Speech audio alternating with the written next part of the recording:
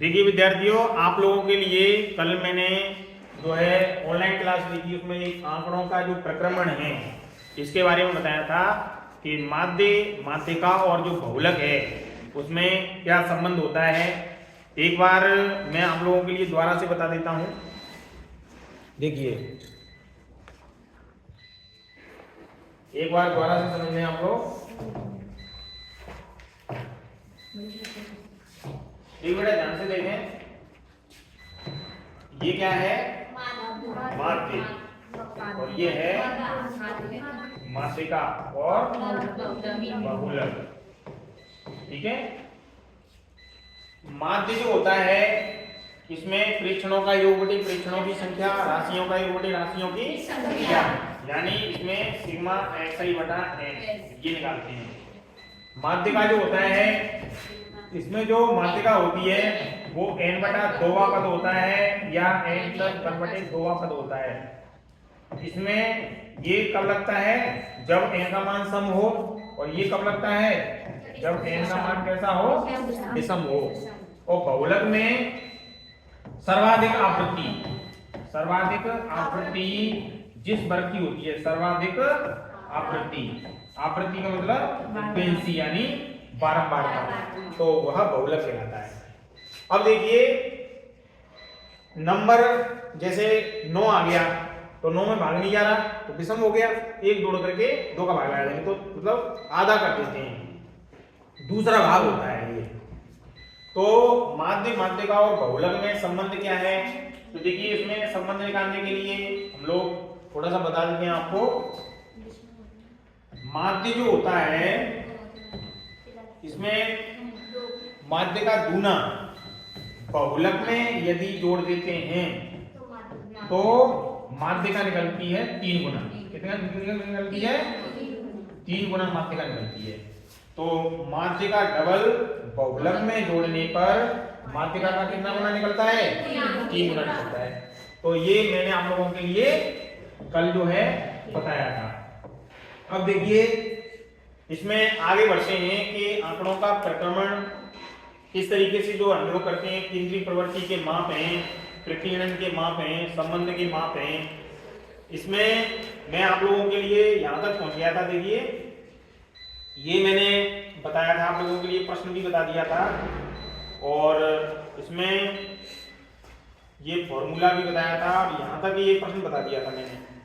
फिर भी मैं एक बार कोशिश करूंगा कि आपको दोबारा से अच्छी तरीके से जो है इसको एक बार और समझा देता हूं जिससे आपको दिक्कत नहीं आए। देखिए इसमें आप लोग सोच रहे होंगे कि ये सिग्मा x क्या है। तो सिग्मा x जो है वो चरों का योग है। चर क्या है? ये प्रत्यक्ष विधि द्वारा ये जो दिए गए हैं ना, जैसे सामान्य वर्षा हुई है, माध्य वर्षा की गणना करनी है हमें, तो जो सामान्य वर्षा की जो गणना करनी है, माध्य वर्षा की गणना करनी है, सामान्य वर्षा हुई है मिलीमीटर में, तो प्रत्यक्ष विधि से ही वैल्यू दे रखी है कि इंदौर में जो है इतनी मिलीमीटर वर्षा हुई, देवास में इतनी मिलीमीटर वर्षा हुई, धार में इतनी मिलीमीटर वर्षा हुई, और रतलाम में इतनी हुई, मंदसौर उज्जैन में इतनी हुई, शाजापुर में इतनी हुई। इसका हमने टोटल कर दिया, ये आ गया। अब ये तो टोटल वर्षा हो गई सभी सातों में। देखो 1 2 3 4 5 6 7 का यदि मैं इसमें भाग लगा दूं तो सिग्मा x का मतलब है इन सब का टोटल, ये आ गया। और नंबर 1 2 3 4 5 6 7 राशियों का योग बटे राशियों की संख्या, बस सिर्फ इतना सा करना है। तो कर दिया हमने। तो इसमें 7 का जब भाग लगाया तो इतना आ गया निकल के। अब यदि मैं इससे ना करके अलग तरीके से कर दूं, देखो सबसे छोटी इकाई कितनी है? 825। और सबसे बड़ी इकाई कितनी है? ये तो 1100 के करीब है, ये 800 के करीब है। तो 800 मैंने एक जो है कल्पना करके एक माध्य मान लिया, कल्पित माध्य मान लिया। कितना? 800, ठीक है ना। तो ये 800 एक कल्पित माध्य है। कल्पित माध्य मानने का मतलब है कि अगर ये राशियां बड़ी हैं तो इनको छोटा बनाने के लिए, सरल बनाने के लिए मैं क्या करूंगा? कल्पित माध्य को बार बार उसमें से घटाता जाऊंगा, चर के मान में से। चर का मान ये है 800, मैंने कल्पित माध्य माना है, तो 800 को मैं बार बार घटा रहा हूं। क्यों घटा रहा हूं? जिससे वो सरल हो जाए, आंकड़े हमारे सरल हो जाएं। तो 979 में से 800 घटाए कितने बचे?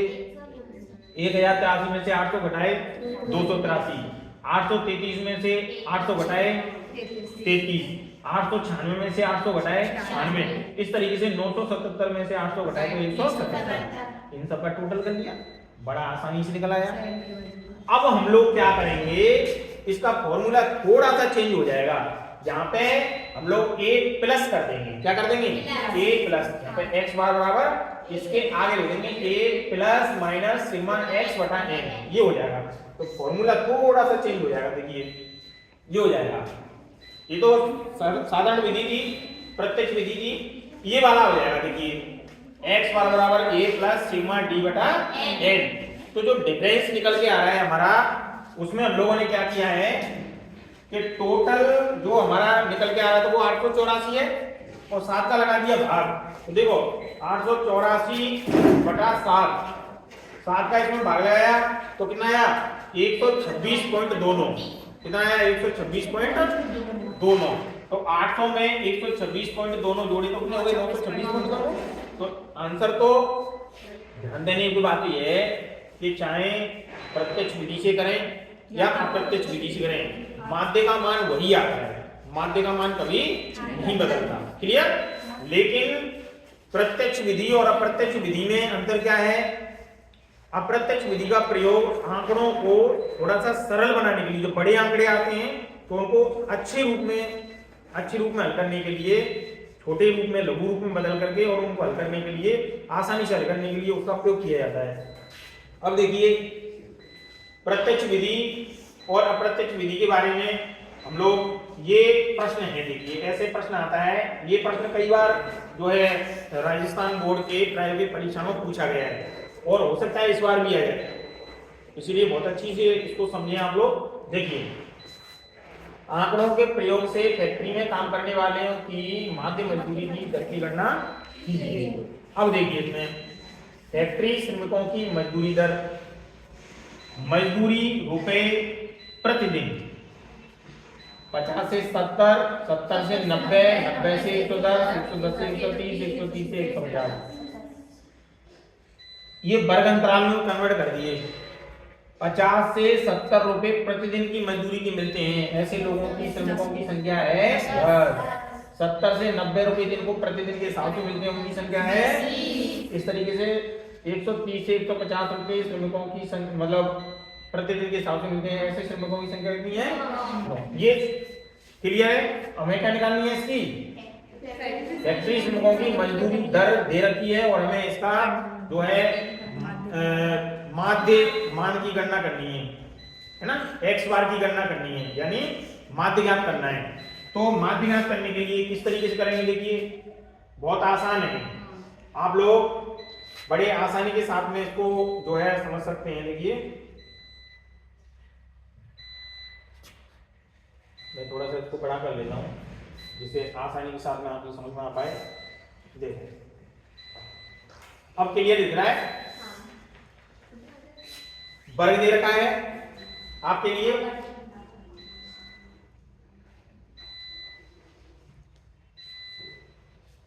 देखिए वर्ग दे रखा है, ये दे रखा होगा पेपर में आपको, आवृत्ति दे रखी हुई और कुछ नहीं दे रखा होगा, है ना। अगर आपको नहीं दिख रहा है तो आप उधर से होकर के वहां पे बैठ सकते हैं, कोई दिक्कत नहीं है, उधर से आकर सामने ही बैठ सकते हैं। देखिए मध्य बिंदु निकालना है पहले हमें। अब मध्य बिंदु किस तरीके से निकालेंगे? दोनों को जोड़ेंगे, 2 का लगा देंगे भाग। तो 50 और 70 में 2 का भाग लगाएंगे, 50 और 70 में हुए 120, 120 में 2 का भाग लगाएंगे कितने आएंगे? 70 और 90 हुए 7 और 16 160, 160 में 2 का भाग लगाएंगे तो 80, 90 और 110 200 हो गए, 200 में 100 का भाग लगाएंगे तो 2 का भाग लगाएंगे तो 100, और 110 और 130 हो गए 240, 2 का भाग लगाएंगे तो 120, और 130 और 150 कितने हो गए?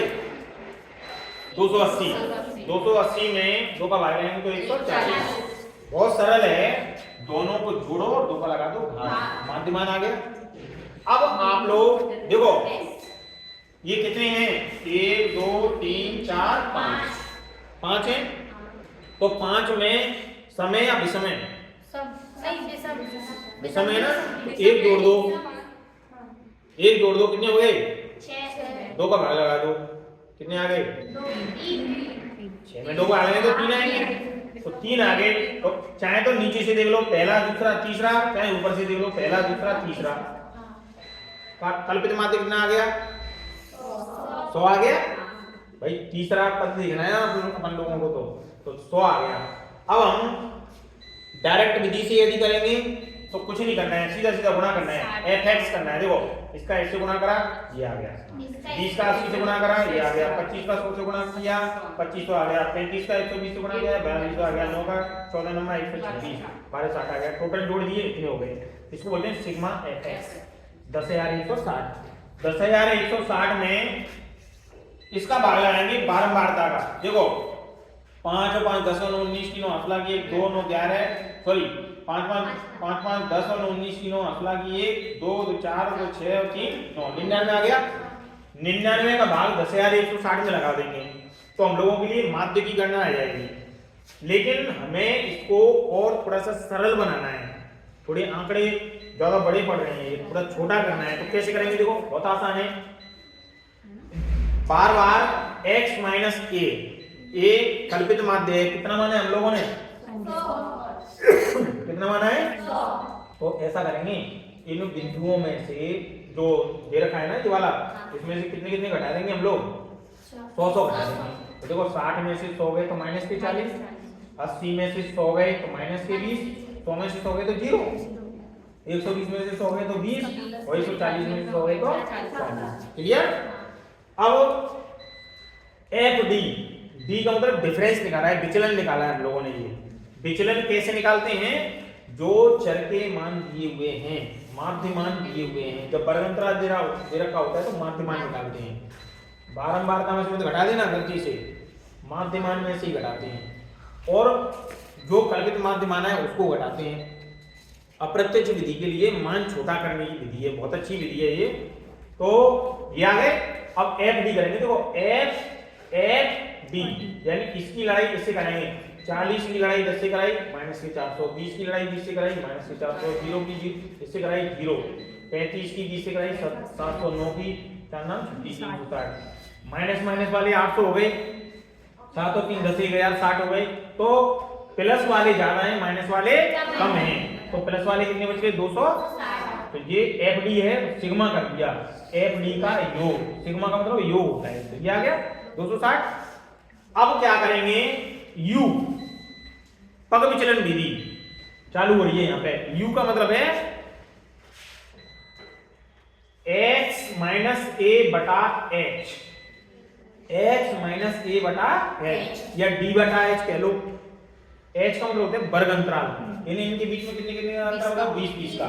तो बेटा जो ये निकल के आ रहा है ना मान, इनमें डायरेक्ट 20-20 का भाग लगा दो। देखो 400 में 20 का भाग लगाया, इसमें जैसे 400 है, इसमें 20 का भाग लगाया तो कितना आएगा? 400 में 20 का भाग लगाया तो माइनस के 20 आएगा।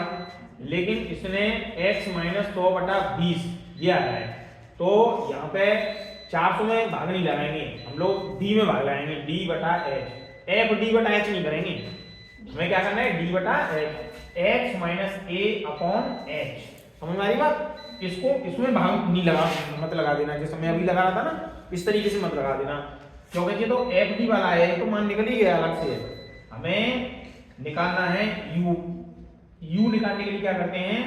d बटा h, d की वैल्यू ये निकल के आ रही है, या x माइनस a बटा h, कुछ भी कह दो। तो d बटा h निकाल रहे हैं तो भी वही निकलेगा, x माइनस a बटा h, a की वैल्यू 100 है, कल्पित माध्य 100 माना गया है। अब 40 में 20 का भाग लगाएंगे, 40 में 20 का भाग लगाएंगे माइनस के 2 आएगा, 20 में 20 का भाग लगाएंगे माइनस के 1 आएगा, 0 में 20 का भाग लगाएंगे 0 आएगा, 20 में 20 का भाग लगाएंगे 1 आएगा, 40 में 20 का भाग लगाएंगे 4। ठीक है ना, 2 दूनी 40। अब चिन्ह का विशेष रूप से ध्यान रखना है। अब देखो, अब निकालेंगे u का गुणा f से करेंगे, जैसे d का x का गुणा f से करा फिर d का गुणा f से करा, ऐसे ही u का गुणा भी किससे करेंगे, f से। तो 10 दूनी 20 एकम 0 का करें 0 ही आएगा, ऐसा मतलब कहते हैं ना, बगल में 0 लिख दें गलत हो जाए ना। 35 एकम और 9 दूनी 40 हो गए, 35 और 18 53 हो गए। ये ज्यादा होते हैं तो कितने बच गए, 13। अब फॉर्मूला जो हमें लगाना है वो फॉर्मूला आप लोग देख सकते हैं। देखो ये तो साधारण विधि है, fx बटा n, तो 10,160 बटा 99 102.6 आ गया। और अप्रत्यक्ष विधि से हम बात कर रहे हैं तो a plus minus sigma fd बटा n, तो यहाँ पे a की वैल्यू कितनी मानी थी हम लोगों ने, 100 मानी थी ना, तो देखो 100 आ रही होगी, ये आ रही है, देखो 100 आ रही है। टोटल कितना रहा था 260 और n का मान कितना था 99, भाग लगाया 2.6 आ गया, जोड़े तो 102.6।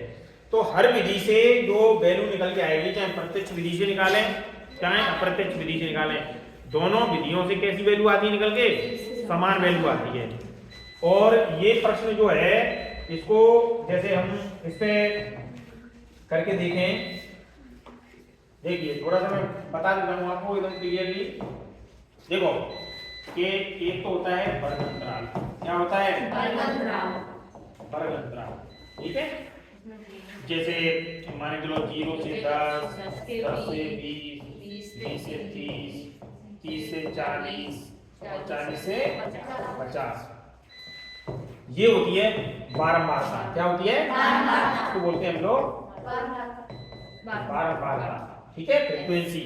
जैसे मान के लो जे दे रखी है 5, 4, 7, 9, 8, इस तरीके से दे रखी है। अब हम लोग सबसे पहले क्या निकालेंगे बताओ, क्या निकालेंगे, माध्यमान निकालेंगे xi।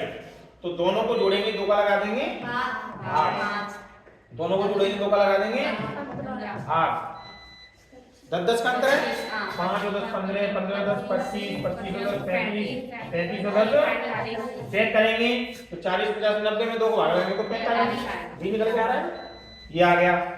अब हम लोग क्या निकालेंगे, fx, क्या निकालेंगे fx। ये कौन सी विधि चल रही है हमारी, प्रत्यक्ष विधि है। तो प्रत्यक्ष विधि के लिए हम लोग fx निकालेंगे, तो कैसे निकालेंगे, सीधा सीधा गुणा करेंगे 25 15 4 25 सत्ते 175, 9 पंजे 45, 5 हासुल 4 9 27 4 31, 45 का गुणा करेंगे 58 40 0 हासुल लगी 4 और 32 और 4 36 308। अब हम क्या करेंगे, इन सब का टोटल जोड़ देंगे और ऐसे ही इन सब का टोटल जोड़ देंगे, इन सब के टोटल में इन सब के टोटल का भाग लगा देंगे, देखो तो वही प्रत्यक्ष विधि। और अगर मान के लिए मैं d निकालूं, d तो xi माइनस a, अब a कितना मानूंगा मैं बताओ, a कितना मानूंगा मैं 25, कितना मानूंगा 25। तो 5 में से 25 घटाओ, 15 में से 25 घटाओ, 25 में से 25 घटाओ, तो वही वाला जो मैंने अभी सवाल बताया था उसी तरीके से जो है ये आगे बढ़ता चला जाएगा। तो इसमें घबराने वाली कोई बात नहीं है। अगली जो हमारी क्लास है, यानी कल जो हमारी क्लास होगी उसमें मैं आप लोगों को क्वेश्चन बना करके लाऊंगा अलग से, जो प्रायोगिक भूगोल की जो परीक्षा है उसमें पूछे जाते रहते हैं और पूछे गए हैं विगत वर्षों में। तो आप लोग कल बढ़िया तरीके से पूरे मैटर को पढ़ के आए, ठीक है ना। और कल हम लोग फिर मिलते हैं नई क्लास के साथ, ठीक है। चलिए बच्चे,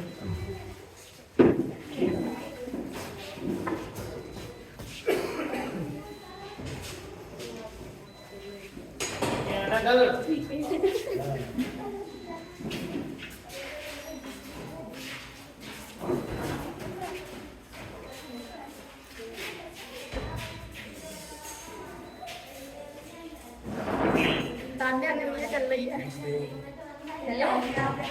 बेटा वो बंद कर देना, लाइट बंद कर देना बस।